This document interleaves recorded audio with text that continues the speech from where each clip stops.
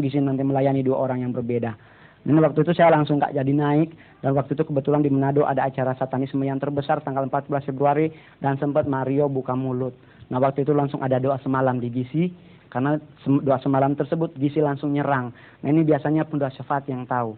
Nah ini saya jelaskan bahwa yang paling pertama ditakuti adalah praise and worship, dan kita tahu dasar Alkitabiahnya adalah Yosua 6, dan Mazmur banyak tentang kekuatan kedahsyatan kuasa praise and worship. Kalau Yosua 6 itu tentang Yosua merobohkan tembok Yeriko, nggak pakai rudal skat tapi hanya mengelilingi selama 7 kali sambil praise and worship. Yang kedua adalah firman Tuhan, dan jujur saya banyak menjatuhkan hamba Tuhan lupa firman. Hamba Tuhan, padahal firman Tuhan itu punya kekuatan, tapi hamba Tuhan lupa karena udah saking ketakutan. Karena kalau orang Pentakosta ketemu anak satanisme kan pasti dia histeris. Dalam nama Yesus kuria lama. Haleluya Tuhan. Biasanya seperti inilah tipe-tipe orang Pentakosta karismatik kalau ketemu satanisme. Padahal kekuasaan dahsyatnya firman Tuhan itu punya. Kalau kita pasti tahu Matius 4 waktu Tuhan Yesus dicoba iblis, dia nggak pakai tengking dalam nama Yesus karena dia sendiri yang Yesus. Dia hanya katakan ada tertulis di kitab Yohanes 1 ayat 1, di kitab Ibrani 1 ayat 18-19 bahwa Injil itu adalah kekuatan Allah, dan di Ibrani itu adalah bahwa firman itu bagaikan pedang bermata 2. Nah jujur saya bisa tahu karena saya memang minta hikmat dari Tuhan karena saya terlibat di sini. Di mana Alkitabiahnya hal tersebut saya dapat dari Tuhan, dan bukan hanya itu, saya juga karena di Manado ikut SPOP, Sekolah Pertumbuhan Orang Percaya. Saya udah kelas 2. Kan Anda pasti berubah, nah ini saya udah kelas 2 lah, udah lupa, tapi nggak selesai. Kelas 1 udah selesai, kelas 2 nggak selesai karena keburu berangkat. Nah ini hal pertama tersebut adalah pertama presiden kedua tentang firman Tuhan, dan ketiga adalah kuasa anak darah anak domba Allah, Holy Spirit, dan dalam nama Yesus. Di 2 ini yang kuasa darah anak domba Allah dan Holy Spirit paling ditakuti. Nggak ada tandingannya, maksudnya nggak ada yang lain. Tapi kalau dalam nama Yesus, anak satanisme kadang-kadang nggak takut. Jujur, anak satanisme kalau setiap kali ditengking orang pakai dalam nama Yesus, kadang-kadang dia cuma ketawa. Jujur teman saya satu dilayani di gereja Gemim Saitun Rano Tanah Wiru di Manado, ditumpangkan tangan hamba Tuhan dari gereja Protestan, waktu teriak dalam nama Yesus, ini si Immanuel nonjok hamba Tuhan tersebut 2 gigi depan copot.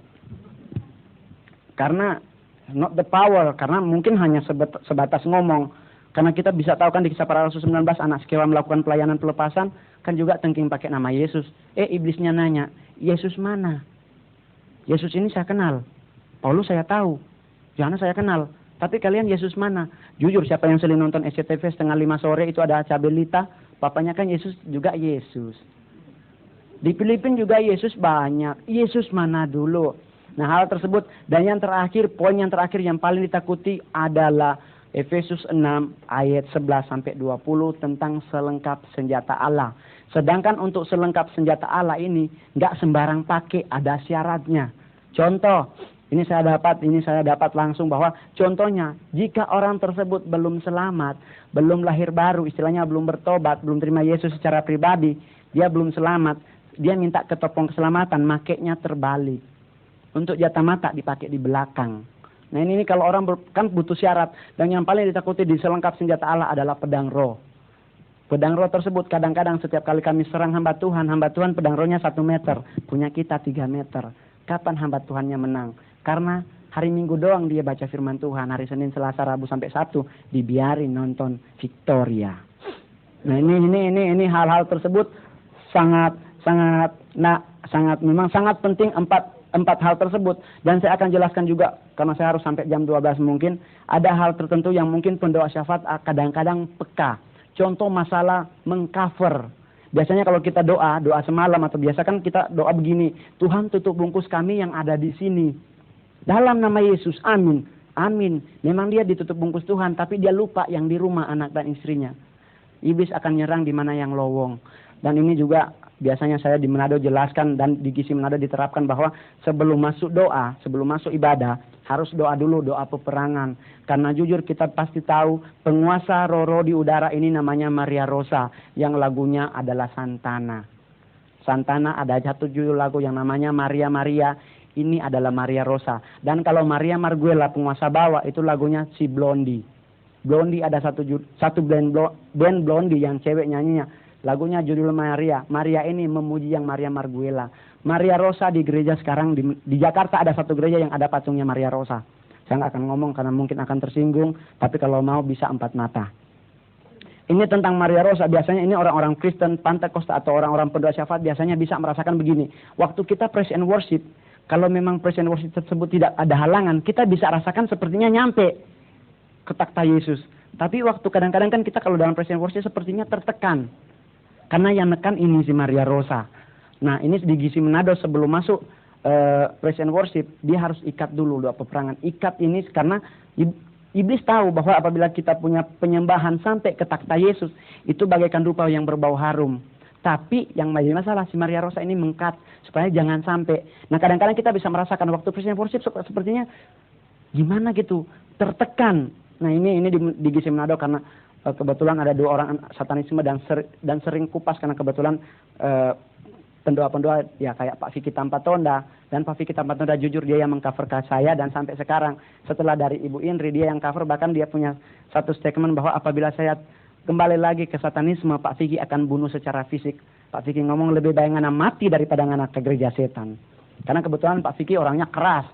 Nah, ini hal-hal tersebut, bahkan saya pernah rambut pirang, Pak Vicky ngomong sama dengan rambut setan. Karena kebetulan saya pirang waktu itu, tapi puji Tuhan dalam hal seperti ini sangat peka. Dan biasanya di Gisi Manado memang dilakukan sebelum masuk praise and worship diikat dulu. Nah ini bisa juga kayak Robert Jalon kan pernah ngomong di bukunya bahwa waktu kita minta sesuatu kepada Tuhan, Tuhan udah mau jawab. Dan dia udah kirim malaikatnya untuk bawa ke kita. Mungkin kita minta mercy. Mercy dari surga udah datang. Yang jadi masalah waktu dari surga udah datang, dihalang-halangi si penguasa di udara. Akhirnya 30 malaikat melawan satu malaikat balik ke surga. Yang datang ST20. Ini hal tersebut karena yang jawab udah bukan Yesus, udah si Maria Marguel. Ini contoh seperti doa Katolik. Katolik mengenal 2 doa yang namanya doa novena dan doa rosario. Di antara dua doa ini yang sering dijawab adalah doa novena. Sedangkan yang sering nyebut nama Maria adalah doa rosario. Kenapa? Karena doa rosario nggak pernah sampai kepada Yesus. Yesus pemama kepada Maria, karena nyampenya kepada Maria Rosa. Maria Rosa tambah 3 huruf Rio jadi Maria Rosario. Ini hal-hal tersebut sangat penting supaya pendoa-pendoa syafaat makin peka. Dan anak satanisme jujur nggak bisa nyusup dalam satu gereja yang punya pendoa syafaat. Di Manado kalau di Gisi kita ada pendoa syafaat yang standby di belakang sampai berkat. Yang anak-anak satanisme nyusup di altar call tadi biasanya karena pendoa syafaatnya lengah. Karena pendoa syafaat mikir kan udah firman Tuhan, udah khotbah, udah habis, kita udah selesai. Padahal sebenarnya di altar call juga harus di cover. Karena kalau tidak, ya seperti tadi tumbang-tumbang tapi bukan dalam Roh Kudus. Nah ini di Manado pernah kalau nggak salah yang dari ujung pandang, hamba Tuhan dari ujung pandang, waktu altar call dia udah doakan orang kedua. Dia doakan orang kedua dan dia tahu sepertinya ada penyusupan. Dia langsung nanya, pendoa syafaatnya mana? Di belakang lagi ngerumpi. Karena udah selesai, padahal dia pikir udah selesai. Padahal jika terjadi serangan seperti ini, jangan berdoa, jujur jangan berdoa. Langsung ambil gitar, kalau memang ada gitar, praise and worship, pasti kalah. Nah ini banyak hal-hal tertentu yang sangat penting, dan bagaimana di poin-poin terakhir 10 menit terakhir, bagaimana satanisme mencari jiwa baru. Ini merupakan kelemahan orang Indonesia, karena Indonesia memegang teguh prinsip budaya timur. Anak satanisme nyari jiwa baru, pergi ke mall, jujur nggak pernah door to door, nggak pernah. Dia selalu nyari ke mall dan dia akan ajak orang-orang tertentu untuk ikut ritual. Tapi bukan ngomong ritual, yuk ibadah yuk, tapi yuk makan dulu, makannya bukan di Amigos yang agak minggir got sedikit, bukan di restoran yang 20.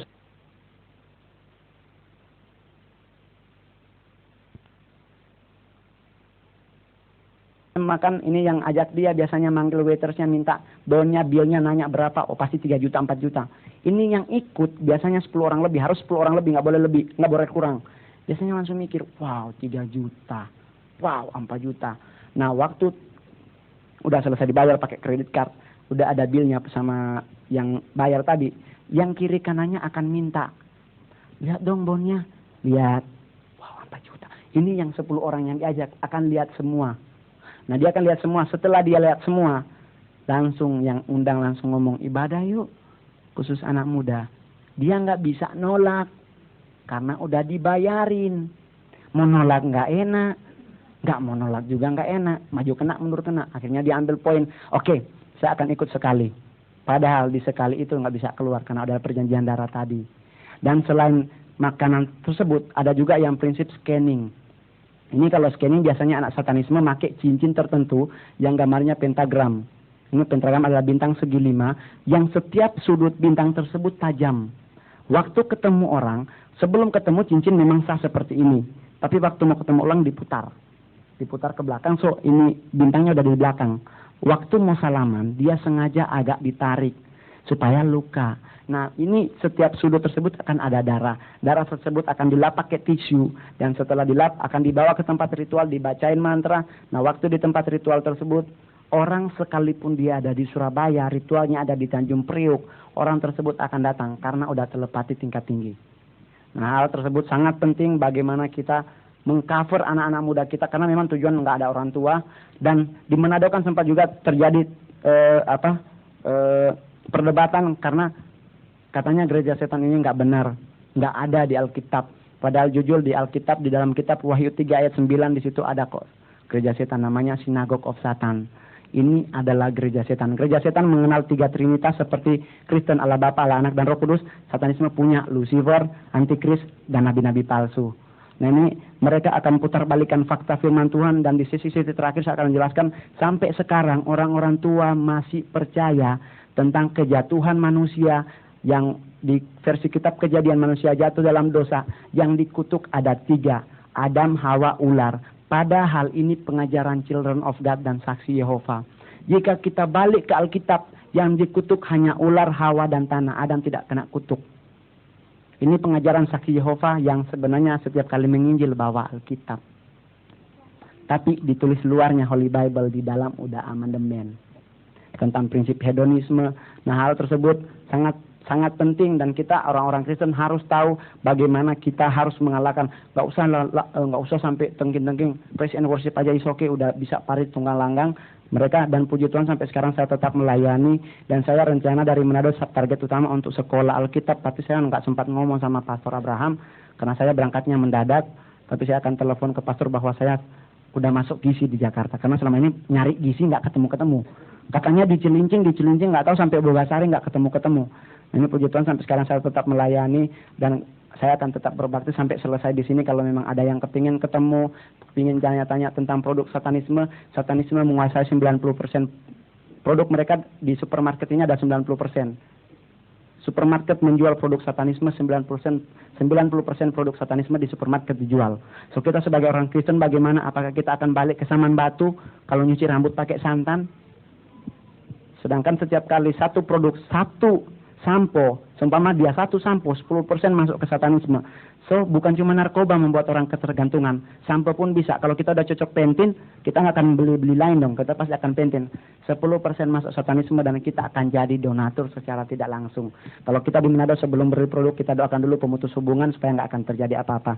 Puji Tuhan sampai di sini mungkin kesaksian saya. Kalau ada yang mau nanya bisa sebentar atau bagaimana, karena kebetulan saya udah tahu ada gizi di Mega Mall Fruit, saya tinggal di Tanjung Priuk dekat, saya akan ke sini terus.